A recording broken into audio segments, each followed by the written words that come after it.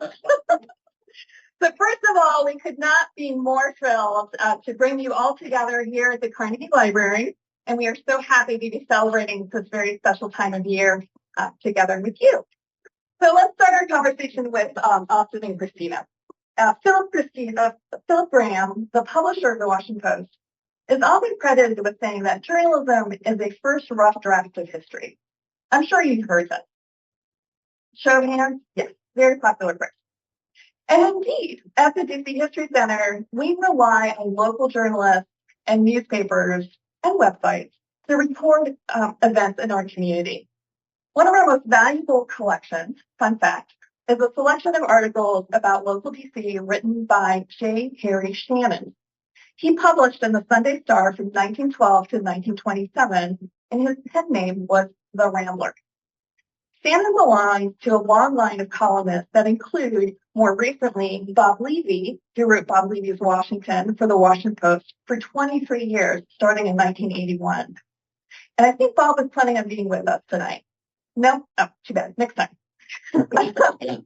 And John Kelly inherited Bob's column in 2004. At the DC History Center, we can always count on John to tell a juicy DC history story. So it is with genuine concern, if not alarm, that we witnessed the closure of DCist and the downsizing of the Washington Post local desk, to which John fell victim as well. This is a good moment to look at who is picking up this crucial role on behalf of our city. So we are very thankful to Austin and Christina for being game to explore this topic with us. And I want to introduce them to you. Austin Graff is a writer and journalist who covers Washington, D.C. and its neighborhoods on his Instagram. He wrote the first ever guide to all 131 D.C. neighborhoods, no small feat, with the goal of making a big city smaller for all, tourists, transplants, and he is also one of our newest board members. Austin, so glad to have you. Christina Sturdivant Sani is a director and editor at the 51st and a proud D.C. native. She began her career as a local reporter in 2011 and worked as a staff writer at DCist for 2 years. She has contributed to nearly 24 local and national publications. Many of her feature stories highlight Black life and culture in the district and unpack issues faced by marginalized communities. Christina, also thrilled to have you. Thank you. So, awesome, Christina. I'm handing the metaphorical mic over to you. Or actually, the literal mic, I think. Yeah. And I'll return at the end of the program with a few additional remarks and more housekeeping items. Take it away. So, first question, Christina. In your opinion, what is the current state of local coverage, and how does local history show up today in the news? Yeah, so thank you guys for having me. And if I'm looking down at my phone, I'm not texting my friends, I'm just looking at my notes. So oftentimes when I'm asked this question, I kind of like look at my resume and like see all the local publications that like do and do not exist anymore.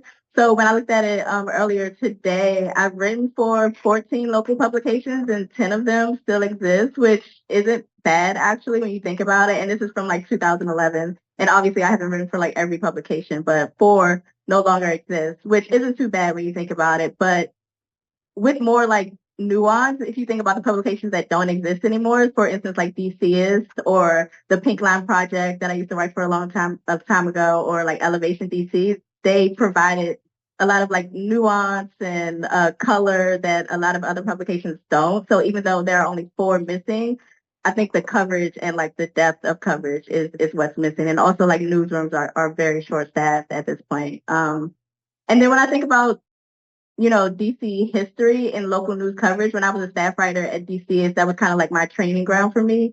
And we always pointed to history. Like whenever I'm writing an article, it's not what just happened. It's like the context around it. So like whether it's like a legislation or like a place or a movement, we're always talking about the history to like bring readers like forward. So that's how I look at history in terms of the news.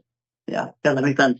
And I know you're a native Washingtonian. You grew up in Ward 7. Yeah. So you've seen the city change, but you've also seen local coverage change as well. How has it evolved over the decades? A few things I've been thinking about. You know, at first it used to be, and I'm mainly like focusing on print. So it used to be just, you know, physical newspapers, obviously, and magazines, and then digital. But now I'm seeing a lot more newsletters. So, for instance, like the 51st, now we're like a weekly newsletter. Like that's the format instead of like a daily, which is what DCist was. 730 DC, they have like a really good daily newsletter that comes out, and it's more like aggregated information. Axios DC has like a really good format. I feel like it's for people who just want to get straight to it. It's like bulleted, and that's like a different way of doing it. And then podcasts like CityCast DC. So I think there are a lot of different like formats available now. Yeah, that doesn't make sense. It is interesting to see just the evolution of local coverage. For me, I really appreciate in-depth coverage and also investigative reporting. And I do think like both those things take a lot of time. It takes a lot of staff and a lot of resources. So when all those things are short, you see less of that.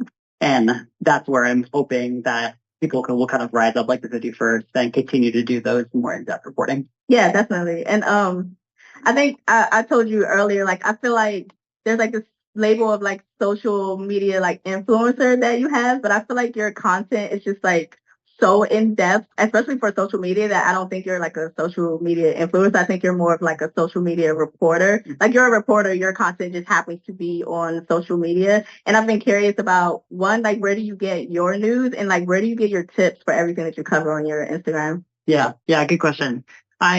So when I first moved to DC, so I'm not from Washington, DC, and I think that's important to call out. I grew up overseas in a place called Tatarstan, which is the most Muslim republic of Russia. And so every part of the United States is honestly foreign to me, which kind of plays to my advantage, I feel like. So every neighborhood that I go into in DC, including my own, I'm a complete guest.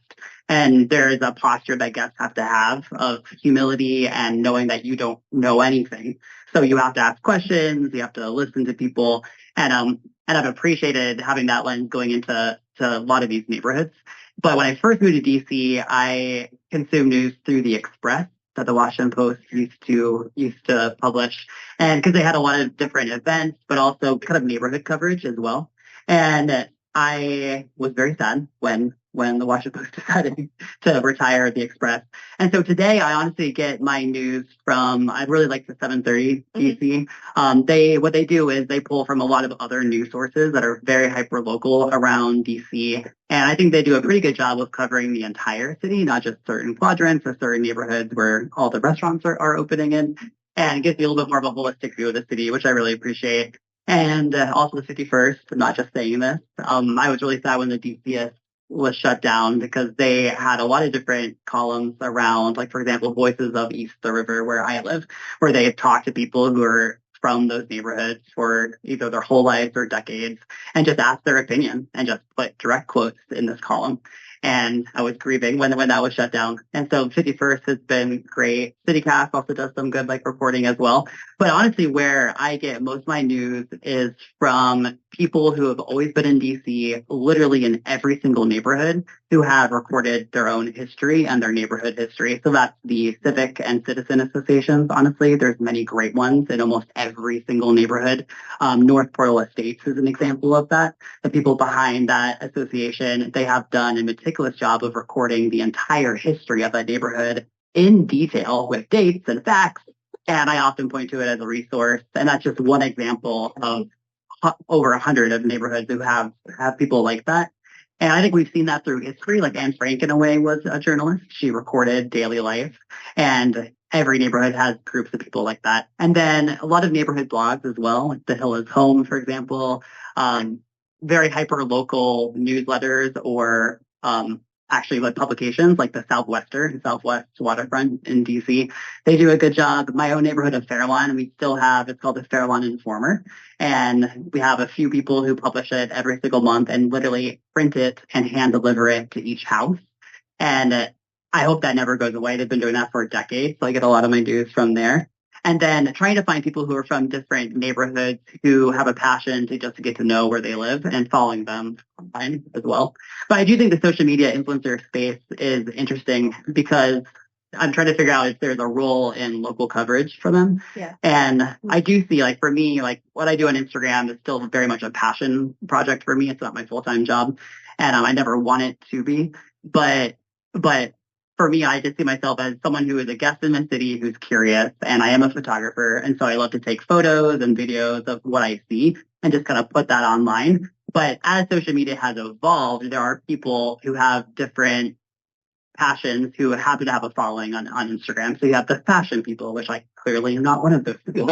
Or you have like lifestyle fix. And it's like the one outfit I wear for everything that I do. And truly. And then you have like lifestyle and I think there is a difference between and again there's a place for all of that, but it is kind of clear when someone is the headline of their platform, for example. And so there's a very different thing when like the Riggs Hotel, for example, opens up and you see someone looking great but they're covering most of their photo, like they are the focus of that photo, and the caption just says Riggs Hotel is awesome. There's a difference between that. Again, there's a place for that, truly. And clearly a lot of people love following that, but there is a difference between someone else going in and saying, Rick's Hotel, that's now a hotel. And there's lights and there's a 2-story flower display and a giant gumball machine in the basement. And you can go inside the vault. And what it used to be was Rick's Bank, which was known as the Bank of the Presidents. And it was designed in this architecture style.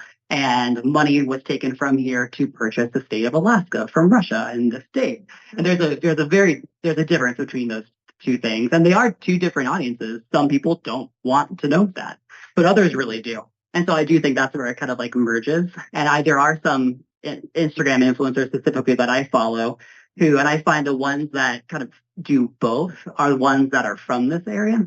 And so an example like Clock Out DC, for example, she is a personal friend, but she grew up in the DC area, born in DC, grew up in Arlington. There's a woman who goes by On the Move with Mad, who is from the DC area as well. And even though they're doing kind of both, like lifestyle, but they also are intentional with exploring the city. But in this world, you have like, once you have a following, PR, like if you have a good PR campaign, they're going to include influencers. Yeah. And the temptation there is just to go to wherever you get invited to. And that is often places that have big PR and marketing budgets. And you miss out on the mom and pop shops, the hyper local news. And so you have to be intentional to not just go to the like 5% of neighborhoods that have these restaurants opening and really go to these mom and pop shops that don't have the budget for PR, don't care, frankly. And how do you tell good stories?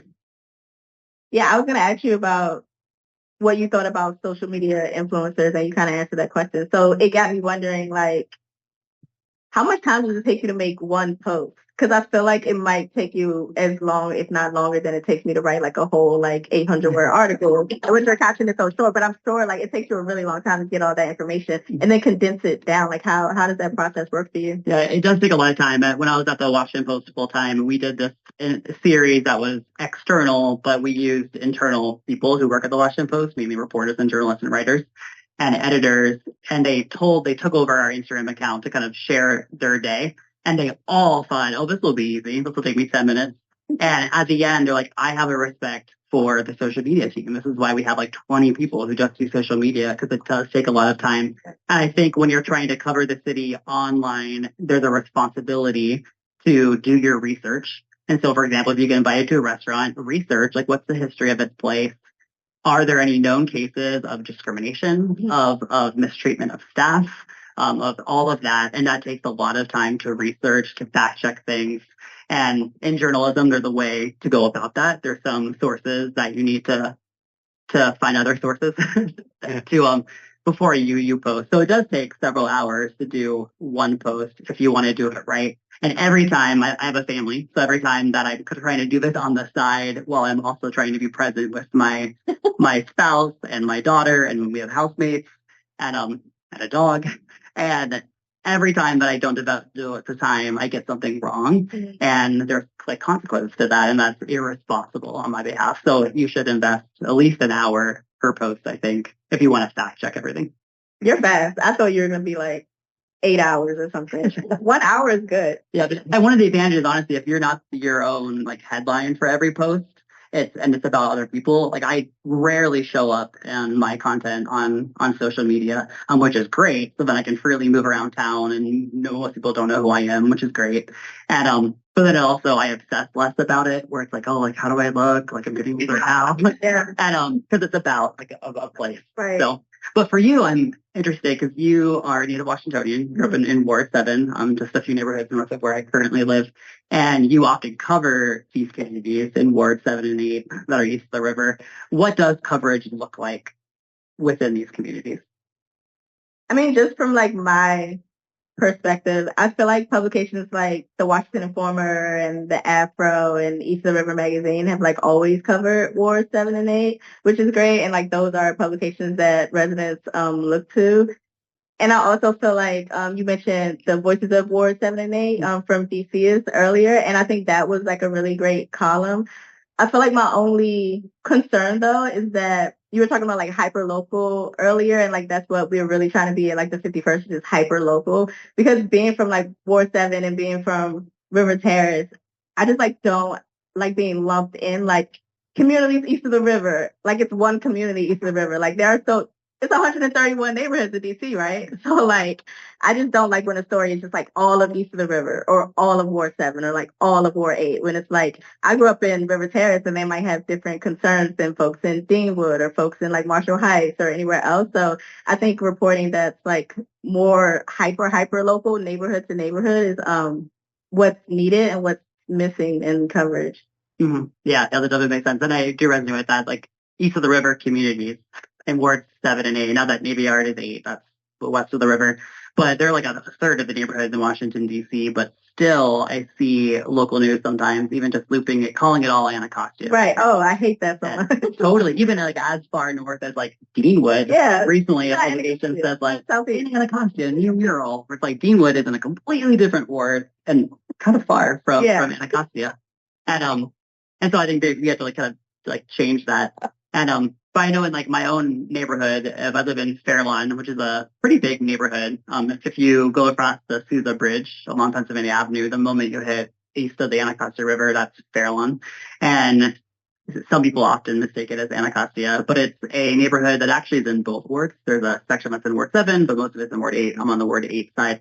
And for there, like you're right, the publications that you talked about, like Washington Informer, the Afro, whatnot, that's where a lot of people do like get their news. But a lot of it is still word of mouth as well, to be honest. We do have the Fairlawn Informer, which prints every month, but porch culture is strong there. And even in my block, like we truly all know each other. And we have a text chain of just my block where we are constantly giving links to news sources about our neighborhood. And then there's one for the larger community, those who opt in. And so a lot of how people consume news, at least in my neighborhood, is really kind of word of mouth. And because it's a community where we see each other every day and not just wave hi, we actually help after each other's kids and know each other well, that you just learn so much about local news through just word of mouth. I know this wasn't the only neighborhood you lived in DC, right? Is it unique in that way, or have previous neighborhoods also operated that way? I think so. Like one thing I've appreciated in every neighborhood I've gone to is, again, there's always people who, and it's often people who have started these civic associations or who run these neighborhood blogs. There's always a group of people who want to, one, preserve history, and then two, really stand up for the community. So what are the hyper-local issues that they're concerned about, and how do you have this collective voice to make change happen? And it looks different according to the neighborhood. But then also people who want to build community. And so for me, when I first moved here, don't tell anyone, I lived in Arlington for 1 year, and then moved to Mount Pleasant, where I lived for a long time, and then moved to Capitol Hill, and then Hill East, and then now Fairlawn for the last 8 years now. And it does look different. Like it's similar where in each neighborhood, there's been a group of people who really are passionate about the neighborhood. And it honestly has been a blend. It's a blend of native Washingtonians, born and raised in the same house, and then transplants, but transplants who've decided to invest in the city and stay here for the rest of their life. The people who've been here for decades. And then transplants who are here for just 2 or 3 or 4 years. And there's a lot of opinions about all those groups of people, but the fact that they're all just here. And I think it is more about how curious you are. And so there's always people in each of those neighborhoods. But what's different about Fairlawn, honestly, is the porch culture. Like I've never been more welcome into a community, but also it has to go like both ways, where you have to just ask each other questions and just build an actual like relationship. And my neighbors on my block have made that easy because they're just present. Like they're outside and we will often rake each other's leaves, for example. or mow each other's lawns and have block parties on a very regular basis. And that's what's different, I think, about Fairlawn. That makes sense. In terms of your like reporting and your coverage of the city, have you noticed any like cultural similarities or differences? Yeah, good question. Yeah. So again, like growing up overseas, like honestly, like being in the United States, still, even though I've been here for a while, I still get culture shock. And I do get culture shock in a lot of different neighborhoods. And the similarities, I think, is what I was saying before about how there's always champions in every neighborhood. And sometimes the issues are very similar, but then also they're very, very different according to the neighborhood that you live in. And then the difference is, I do think DC is still very much a segregated city.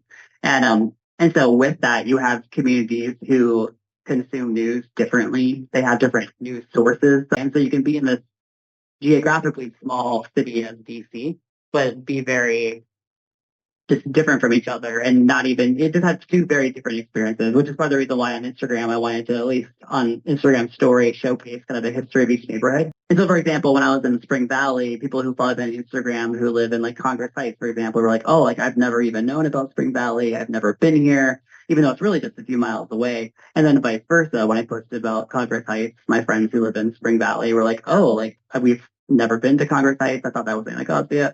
And so it's just so interesting because DC is geographically a very small city, but you could have two people growing up here and have very different experiences and different realities. And then on top of that, you have the history of racism, of restrictive covenants and housing and many other forms of discrimination. And there's just a lot of different silos in the city. And that's very discouraging to see, but I do think the role for local coverage is how do you respectfully tell these stories? But then what I also grapple with is how do you find people within those communities to tell their own stories? And so even like myself, like not being a native Washingtonian, going into these neighborhoods, like I'm just a curious person and I love to explore. It's kind of like how I exercise, honestly, is by like running and exploring these neighborhoods. But the only neighborhood, there's no neighborhood that I can actually claim as to be an expert on, even Fairlawn. I've been there for 8 years, but I'm not from there. So like I'm still very much a guest. And so me telling the history of these stories is still through my own lens and I'm like biased and have my own experiences. And so how do we find, and this is what I love about what you're doing, is how do you find local journalists or people who don't know that they have a journalist mind to tell their own neighborhood stories. And I would love to see that happen in every single neighborhood in DC, 131 plus neighborhoods. Should we open it up? Yeah, let's do it. Okay. So can people hear me? Yeah. So I'm a DC native as well myself, and so being from here, I've seen a lot of gentrification. And we were talking about having local people tell their stories, but if a lot of local people aren't physically in the DC boundary anymore, they're now in PG just down the road, or like, what can you guys say about getting those local stories from people who may not still technically be here, but are still very much nearby? Mm-hmm.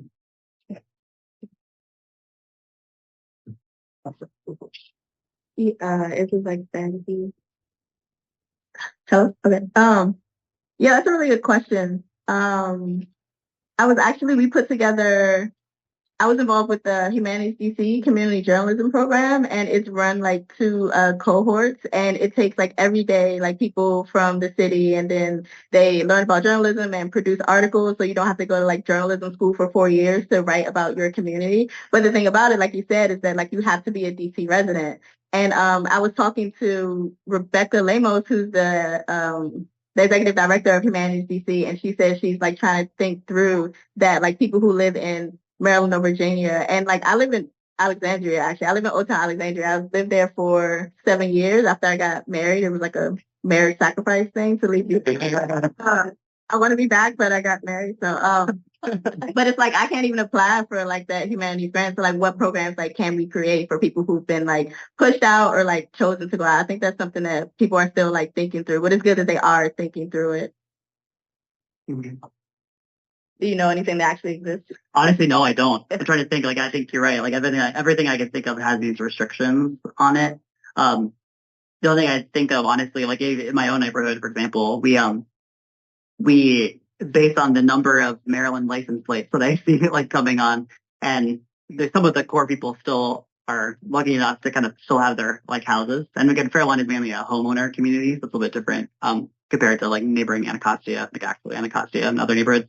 But a lot of their relatives who've moved to other places, usually PG County, will come back. And how do we capture their stories during these like block parties? For example, my neighborhood does like a block party quite regularly, and a lot of people come in from PG County that grew up in Fairlawn. And then we're seeing an influx of people who grew up in Fairlawn who then moved to PG County and now are coming back and buying either their childhood home from their relatives or other homes in the neighborhood. And so that's encouraging, where they're the ones that can then share. But then again, you have those gaps missing, right? If they've left for 20 years and then are coming back. So that's something to work on, I think. Yeah. I really appreciate the need for hyperlocal journalism, but I also know that a lot of the reasons we have so many differences neighborhood to neighborhood is because of those federal and local policies. And red line and stuff. And I'm really concerned with the current administration, reps the home rule. I also think the current local government has, I think, worsened a lot of the segregation and divisions in the city through some of its policies. And so I'm curious about what you'll think on the state of local journalism that's focused on governance. Because I do know that the post keeps making cuts and focuses more and more on scandal instead of just regular policy making. There's a couple others, but it's often focused on, like you said, new restaurant openings, right? As opposed to necessarily what's happening at City Hall or how the federal government administers.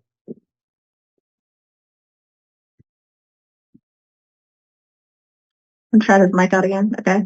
Yeah, I think at the 51st, that's something that we've actually been talking about because we want to do a lot of like accountability journalism, a lot of things surrounding a lot of service journalism. So for instance, we just did this article, like an explainer about home rule, because like a lot of people like don't know the history of it. And so we want to do more things like that so that we can look back at the past, so that we can move forward. And we have like a whole list of like things we need to talk about in January when like the new administration comes. So that's definitely something that we have our eye on, and we're like open to like tips for that.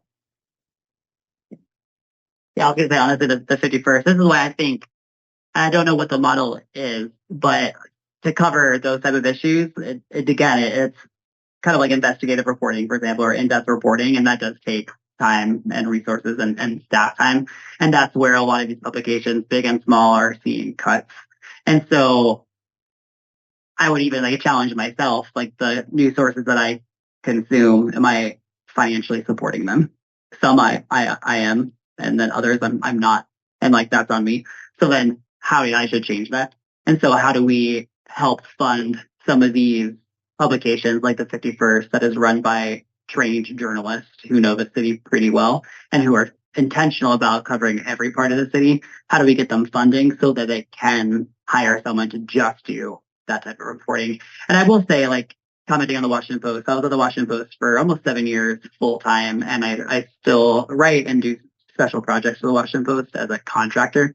And at least when I was there, and even currently, I do know some of journalists and reporters that have a passion for like local news and who are still, and so even though there's budget cuts and the Washington Post is not paying me to say that, I promise, that there is still some coverage being done. And I think where for them, they want to like focus on like what they do really well. And so one is like investigative reporting. And I do know that there's journalists and reporters on the ground who are trying to pitch investigative reporting but are hyper local.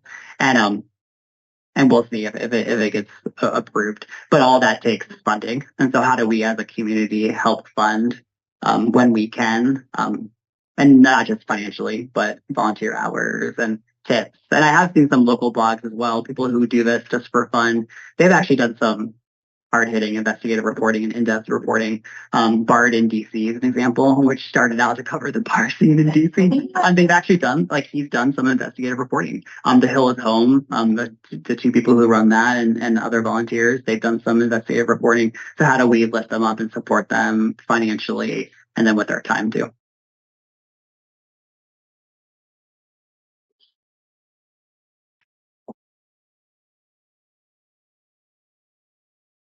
Thanks.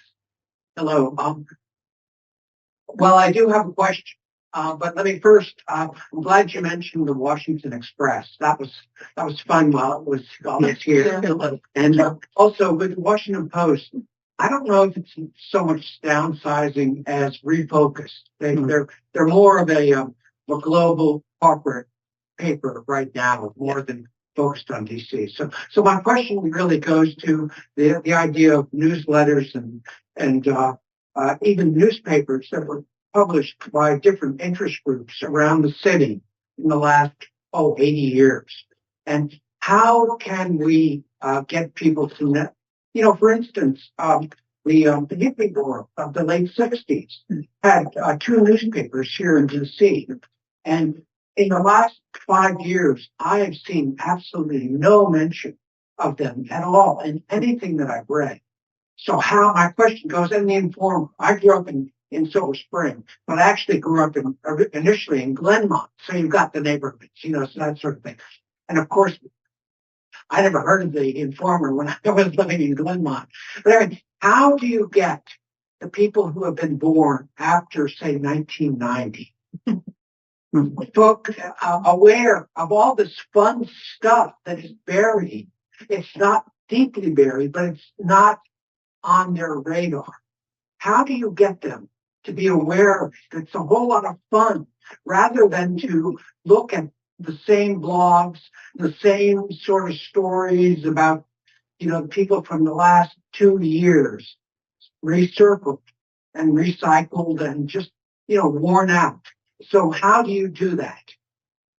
Mm-hmm. Yeah, good question. I'd love to hear your thoughts as well. But I think, honestly, if I not to put the onus on you, but I guess I'm doing it. It's to honestly tell them. And I do think especially being in this world of local newsletters and even influencers, there are people that I know who do remember those publications and who've been here for a long time that in their own way are trying to educate the next generation, which I was born in 1985, and so before 1990, so I'm no longer the next generation, but the next generation of people. So, for example, to Joe, honestly, who has the Instagram account Best Address, who covers all parts of the city, not just one quadrant, but truly all parts of the city. And historic, he pulls out these historic details and architectural details and design. And it's people like him where some of these young influencers and bloggers follow him online and love his content. And so they're it's kind of planting seeds, to be honest, where hopefully they're going to start to ask questions, or same with community members writing into the Hill is Home or the Southwester or the Fairlawn Informer saying, hey, I'd love to tell you about this publication or this story from 30 years ago and how it's relevant. And people who are worth their salt will listen to that. And so focus on those. And I think they're going to start to incorporate that. Yeah, I kind of agree. I feel like you have to go to where the young people are, like Instagram. So if they're on Instagram and you give Austin a tip, then he'll more than likely, run with it and create something amazing with it. Or, I was thinking every newsletter for the 51st, we have this thing called U Street, and it's kind of like a call out to an engagement for the community. And we had one recently that just asked about what are niche communities in DC that we don't know about that we should talk about, and we got some feedback. So I feel like that would have been a good place for the hippies, and we could still talk about it, build a whole story around it. I think Greater Washington, they do a lot of historical pieces that I really enjoy. I don't know if I don't know the age demographic for Greater Washington. I feel like it might be older and more urbanist, but I think you got to reach out to the publications, and the downside is also that they're understaffed, so they might not be as responsive. But I know we're like super responsive, and we go every editorial meeting every week. We go through like all the tips that we get from email, from social media, and like really go through them and like see what we can write about. So yeah, just reach out to the publications where you want to see that content, and hopefully they respond back and run with it, because I think it is important. We have time for one last brief question. I trust you. Thank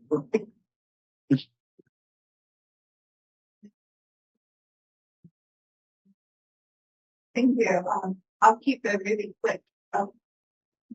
I'll keep it really quick. My question was are you preserving and archiving what you're working on? So maybe specifically about the DCist archives that are in peril right now, and like all the blogs from the early 2000s that are just like being affected.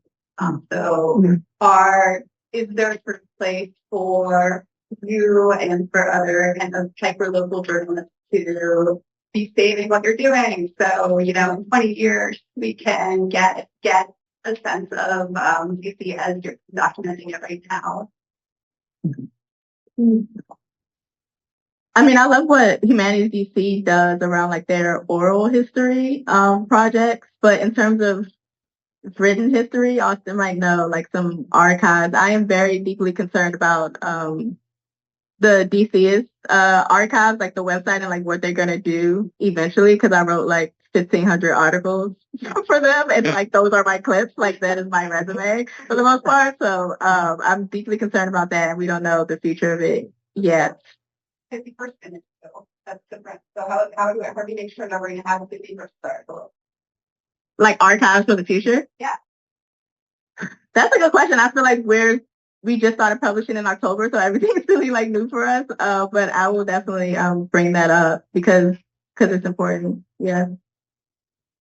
Yeah, I know. Again, I can only speak to the Washington Post. I know they have an archive, and you can find clippings from the beginning of the Washington Post. Especially when it was just print, they've been able to scan on all the articles, so there's a database.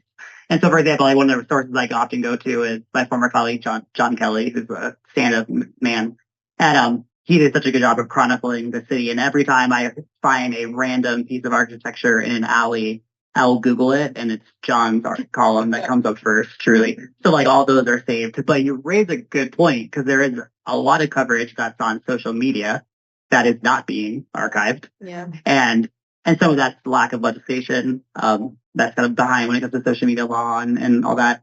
And then these blogs as well. Like, one of my good friends from university is a guy named David Garber, and he once ran, he was an ANC in Navy Yard, ran for a council position and lost, and then now he lives in New York. But he ran a blog called Anacostia Now in the like earlier 2000s.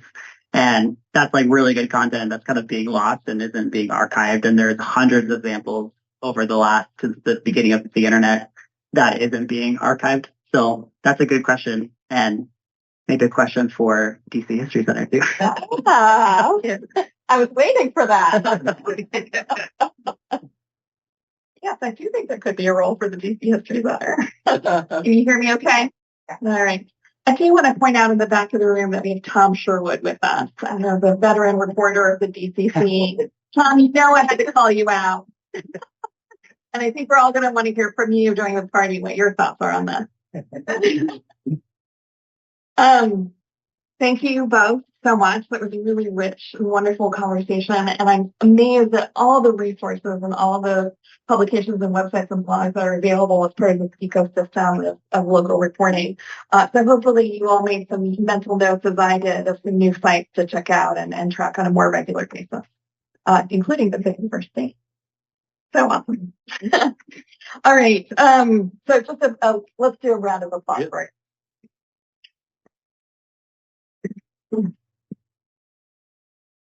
So I am also delighted for a couple of reasons based on this conversation to announce that we just received the new issue of Washington History from the printer. And here it is. And why is this relevant? Is because this special volume focuses on issues of statehood and home rule. And it comes as we recognize the 50th anniversary of the first municipal elections held under the Home Rule Act of 1973. This is a very timely and relevant topic for our community. And I don't think I need to add any more to that. So we want to extend our sincere thanks to the DC Secretary, Kimberly Gossett, if she's in the room with us. No, is Lucas Matthews still with us? Lucas, thanks to you and your team for supporting this issue. We're really grateful to you. Those of you who are members at the $120 level and above, and donors at the $250 level and above, will receive their copies in the mail. If you do not fall in either one of those buckets, you are more than welcome to purchase a copy tonight. We have one box. And for this party, we are offering a 25% discount in the store and on Washington history as well. So please avail yourself. And again, congratulations to the editorial team, which is very well represented tonight. Editor Sarah Schoenfeld, congratulations on an incredible accomplishment. Just also to the left when you exit, you'll see signs. Please allow me to finish by recognizing some very important folks in this room. I want to recognize our extraordinary board of directors, as well as our past trustees and chair emerita. Julie, I see you. We please wave. Austin, that includes you. We are so grateful to you for your support. Everything you do year-round. And of course, we're also here because I have an absolutely incredible team. My team is smart, savvy, passionate, dedicated, and they inspire me to do my best work every day. So to the team, raise your hands. Yeah. All right. Final thank you to all of you for coming, for celebrating with us. We're so honored to have you among us. Please have a wonderful evening. Enjoy the season. Enjoy everything that comes with it, and have an absolutely incredible 2025. See you in January talking about home rule.